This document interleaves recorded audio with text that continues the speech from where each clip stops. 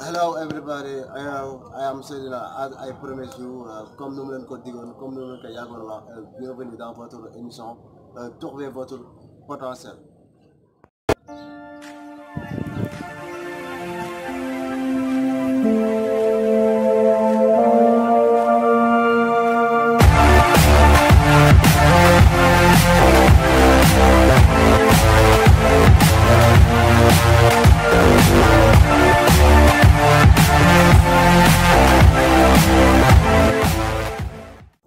Voilà, encore bienvenue encore parce que comme mu souhaité leen bienvenue moom bi tey parce que tey man ak Fatou Mariama Sarr tey ñoo ñëw àndaat tey jii nii tey si votre émission Trouver votre potentiel tey ñu ñëw di waxtaan si thème bu am solo thème bi mooy lan thème bi mooy le développement personnel. Pour ñu waxtaan nag sur le développement personnel day baax d'abord premièrement ñu xam c'est quoi le développement personnel, deuxièmement aussi tamit day baax ñu xam quelle est l'importance du développement personnel, et troisièmement aussi day baax ñu xam aussi quelles sont ces pratiques. Ba tax na tey trois clés yooyu noonu dañuy waxtaan man ak Fatou. Léegi dañuy dem seeti Fatou. Salaamaaleykum Fatou Mariama Sarr. Fatou Mariama Sarr bëggoon nañ xam c'est quoi le développement personnel. Asalaamaaleykum Seydina maa ngi lay nuyu bu baax yow tamit di nuyu aussi ñi nga xamante ne ñoo lay suivre à travers émission bi ngay def. C'est vraiment un plaisir ñu mën la rejoindre tey ci émission yu am solo yi ngay def. Donc thème bi tey di jëm ci développement personnel comme ni nga ko waxee. Donc question bi nga laajte aussi am na solo dans la mesure où bu ñuy wax développement personnel balaa ñu cee wax dara il va falloir que ñu xamagum d'abord lan mooy le développement personnel. Et dans ce sens aussi mën nañu jàpp une simple définition muy lan. Le développement personnel, c'est l'art de mieux se connaître, de mieux utiliser ses talents, mais aussi de booster sa qualité de vie en réalisant ses réelles aspirations. Donc, bu ñu waxee ci loolu à partir de cette définition très simple, mën nañ ko analyser point par point pour mën a gën a xam lan mooy le développement personnel. Donc, bu ñu waxee connaissance de soi. Donc, ça arrive que en tout cas mën nga rencontrer ay nit ñoo xamante ne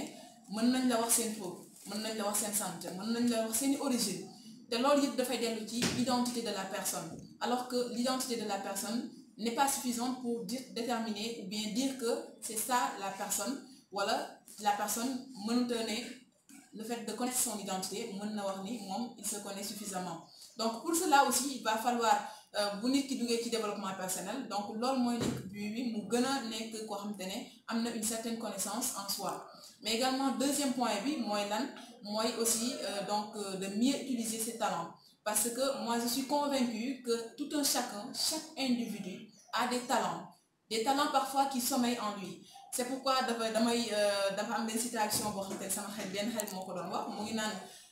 éveille le champion qui sommeille en toi. Oui, évidemment, parce que nous tous nous avons un aspect boo xamante ne c'est vraiment un aspect vainqueur, un aspect champion boo xamante ne moo ngi ci ñun à travers nos talents, à travers nos potentiels, mais malheureusement nous ne les libérons pas assez. Donc la personne déjà doit connaître, doit être conscient, donc état de conscience boobu noonu dafay am solo aussi ci le développement personnel, parce que dafay permettre à la personne mu gën a nekk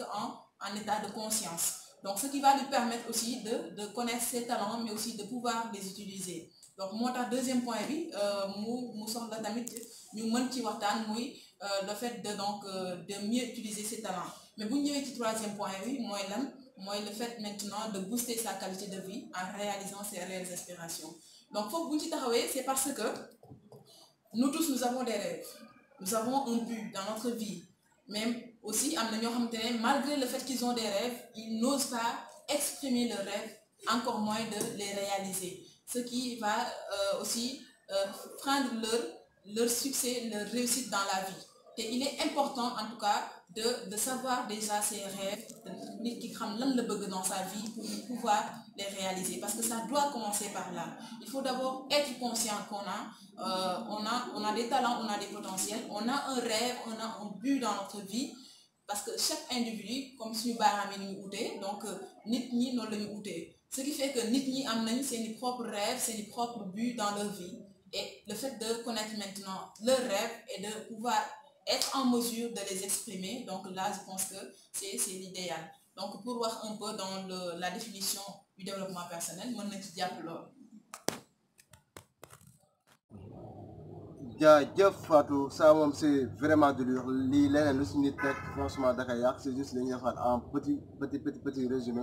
sur les clés de la définition du développement personnel. Première clé bi mooy l'art de mieux se connaître ou la confiance de soi parce que nit ki il faut que ma xam exactement mooy kan te pour xam yaay kan il faut que nga poser la question qui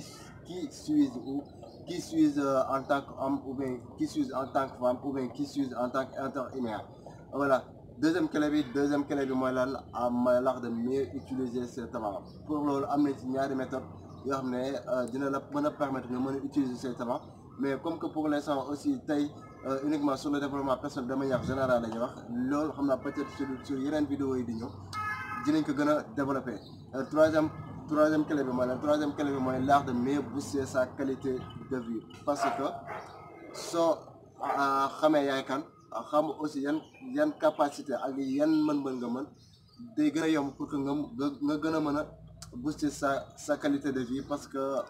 ñaar yi soo xamee loolu moo lay gën a apporter ay inspiration. Léegi Fatou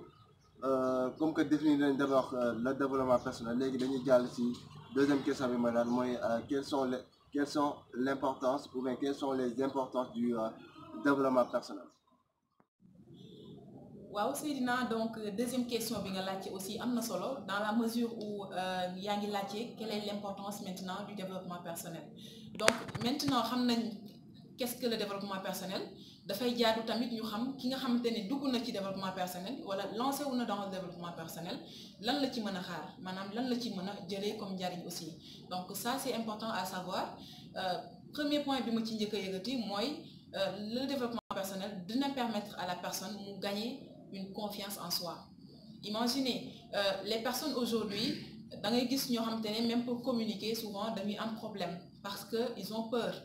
Et cette peur-là, ça freine les capacités de la personne, le potentiel de la personne. Parce que dans la définition même, on a un petit potentiel. Et potentiel, pour nga libérer ko, il va falloir que la personne ait une certaine confiance en soi pour libérer ces potentiels voilà, qui sont en lui. Donc, cette confiance en soi, le développement personnel de permettre également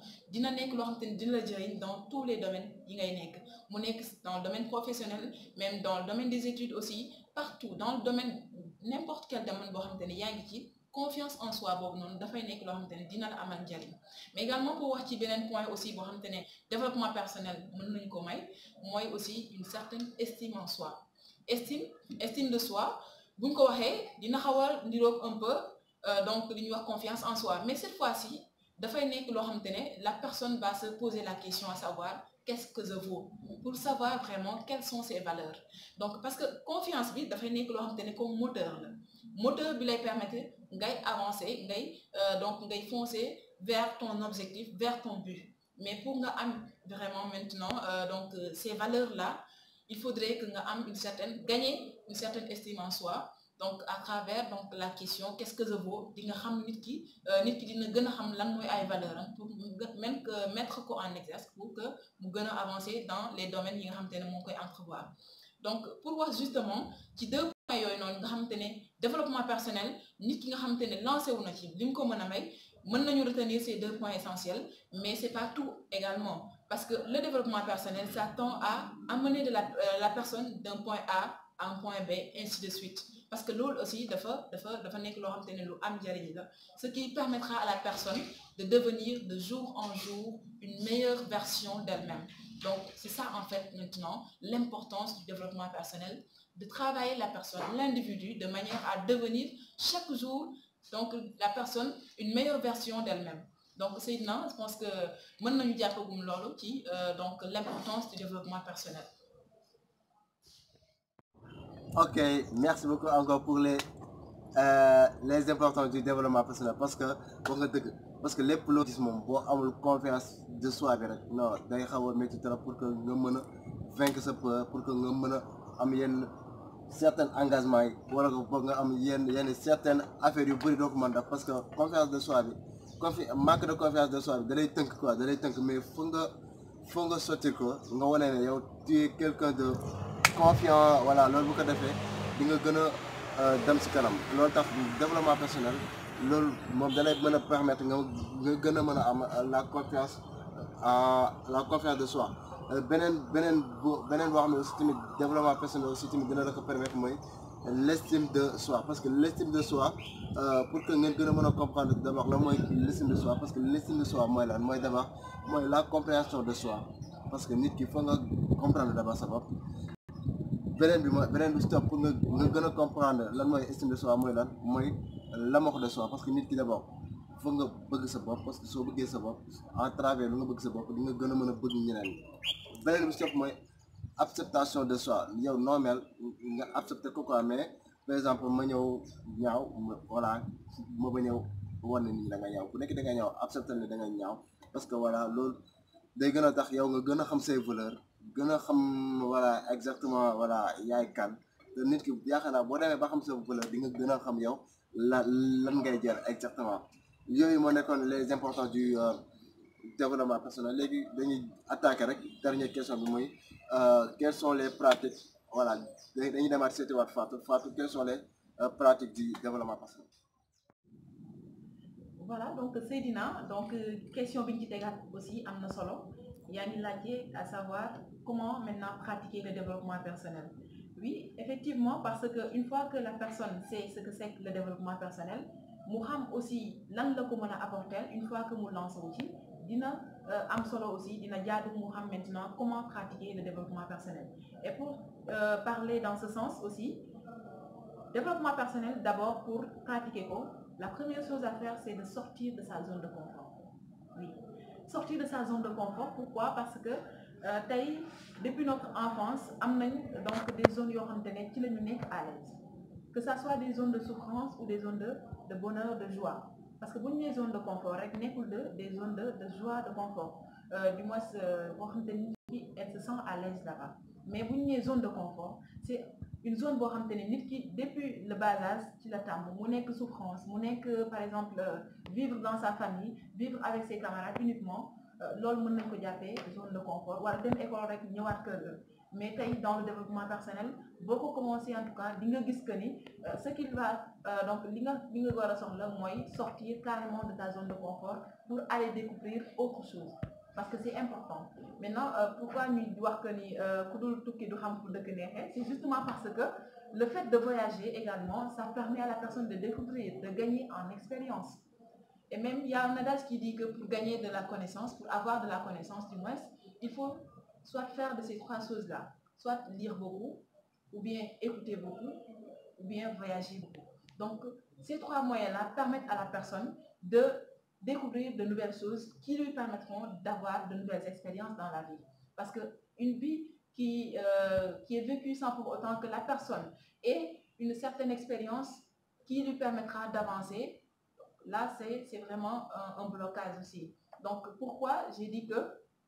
dans le développement personnel, le premier pas à faire, c'est vraiment sortir de sa zone de confort en allant vers des séminaires de développement personnel, par exemple, mais aussi en lisant des livres de développement personnel. Donc, tout ça, c'est des moyens maintenant pour pratiquer le développement personnel. Parce que c'est pas, par exemple, que nous sommes là, dans suivre une formation, voilà, de suivre une séance. Bien vrai que ça, c'est important, mais le développement personnel, c'est quelque chose qui se vit au quotidien. C'est quelque chose qui se vit vraiment au quotidien. Une fois que mu connaître maintenant mu commencer xam lan mooy développement personnel, dina xam ne le fait que mu dund mu nekk dans le développement personnel n'est pas vraiment benn cadre boo xamante ne foofu rek la koy dundee, mais dans sa vie quotidienne daf koy appliquer. En faisant quoi? D'abord en commençant à changer ses perceptions, ses façons de voir les choses, parce que tey on a tous souvent l'habitude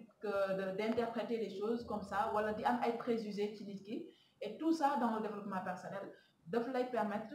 donc dans le développement personnel permettra, donc une pratique du développement personnel permettra à la personne maintenant de revoir ses jugements, donc de revoir comment il perçoit les choses, comment il conçoit aussi ses idées, surtout pour avoir des idées positives. Parce que le but du développement personnel, c'est surtout ça, c'est changer sa vie avec des idées positives, avec des pensées positives. Donc loolu bu ñu xoolee lépp moo nekk li nga xamante ne pratique yi nga xamante ne ñooy nekk les pratiques donc mën naa ne clés, ou bien les donc pratiques yi nga xamante ne moo leen gën a war a mettre en avant pour être dans le développement personnel et le pratiquer pour le vivre du jour au jour. Merci. waaw léegi comme que jàll nañ ci première étape bi ak deuxième étape bi mooy la définition du développement personnel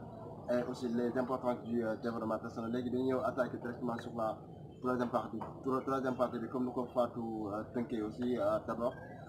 pour pratiquer le développement personnel d'abord foog nga génn ci sa zone de confort nekkul zone boo xam ne da ngay toog rek jàpp sa lees yi wala xam nga di xaar non zone de confort mooy lépp loo xam ne da lay mu ngi lay